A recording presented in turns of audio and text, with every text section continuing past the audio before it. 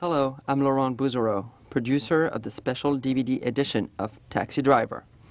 While we tried to include all the greatest stories in the documentary, there were a few interesting anecdotes that just simply didn't make it. So I thought it would be interesting to share some of them with you over this portrait gallery. In talking to Paul Schrader, I asked him where he got the names for the characters in the film. So beginning with Travis Bickle, Paul Schrader explained that Travis Bickle is a mixture of the poetic and the harsh. Travis comes from travel, he is a wanderer, and Bickle is the harsh and pleasant sound. And there was a radio show, in fact, with a fighting couple called the Bickersons, and so Bickle comes from bicker. For Wizard, the character played by Peter Boyle, well, that was just a Taxi Driver nickname, something to evoke the fact that Wizard was like an older but wise man. The name Betsy, the character played by Sybil Shepherd, well, that was the name of a girlfriend that Paul Schrader knew in the 9th grade. Iris, the name for Jodie Foster's character, that was meant to be an archaic name, something from another era. Paul Schrader said that he wanted a 19th century name. Iris, Paul Schrader explained, somehow reflects as well the origins of cinema. An Irish shot is a technical movie term. But basically, Paul Schrader wanted to juxtapose an old-fashioned kind of flower onto the gritty reality of the character. Sport, now that's the Harvey Keitel character, was just a street name that felt timely and perfect for the role. Finally, the name Palatine for the presidential candidate. Well, that came from the Palatine Hill in Rome and the idea of an old world, an ancient culture which has been destroyed.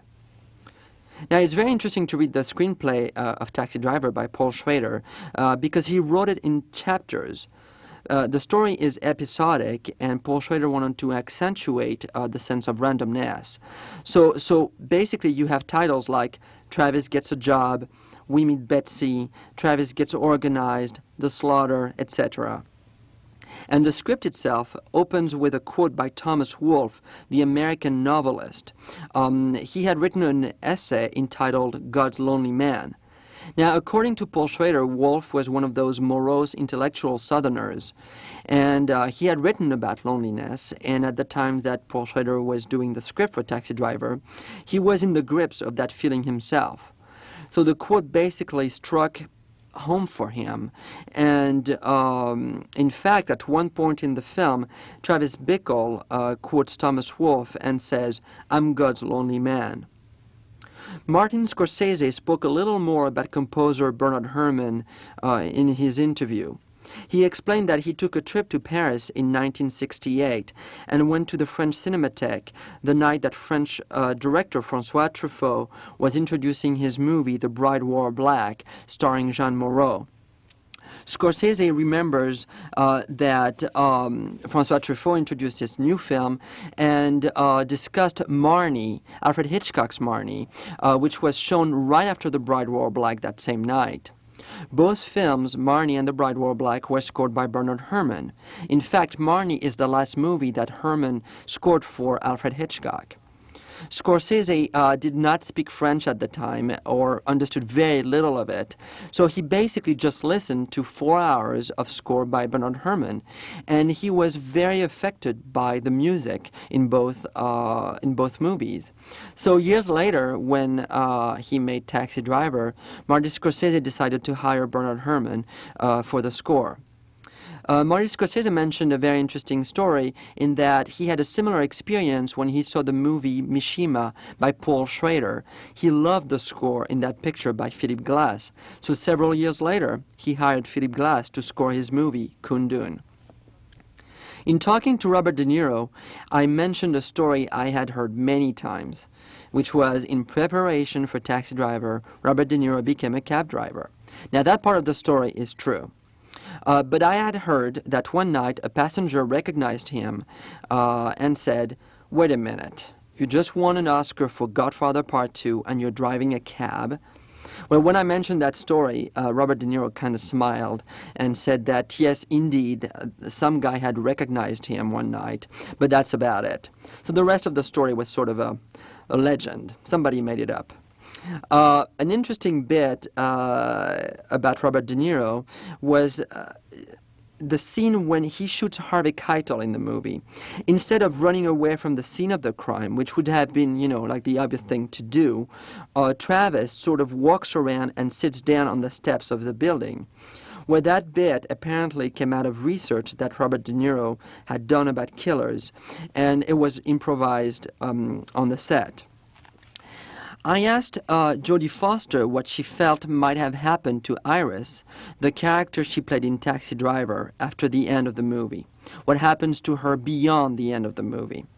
And Jodie Foster says this, and I'm quoting here, "I'm just one of those people who doesn't really believe that people change. Iris probably had an incredibly hard life. Travis Bickle's hope was that she would be redeemed by this horrible experience and that she would live a fantasy from then on. But Jodie Foster says, as we all know, those things just don't happen." I got one last story from Paul Schrader, who in fact never expected the film to be a hit.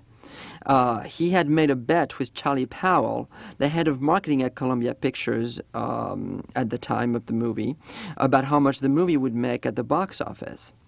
So the night before the film came out, Paul Schrader, Marty Scorsese, and their producers, Michael Phillips and Julia Phillips, had dinner in New York. And basically they said to one another, "Whatever happens tomorrow, we made a good film and we're proud of it." So the next day, Paul Schrader overslept, woke up in a hurry, and dashed off to the movie theater. And there was a show at noon, and he got there about 10 to noon. And there was this huge line outside the movie theater. So, of course, immediately Paul Schrader thought something is wrong. But in fact, that was the line for the 2 o'clock show.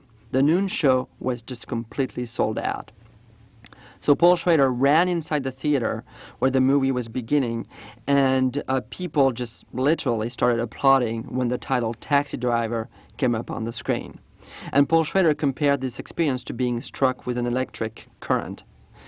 Marty Scorsese, Julia Phillips, and Michael Phillips, and Paul Schrader just basically sat in the back of the theater, realizing that they had touched a nerve. Even before the story began, the audience had already embraced the movie.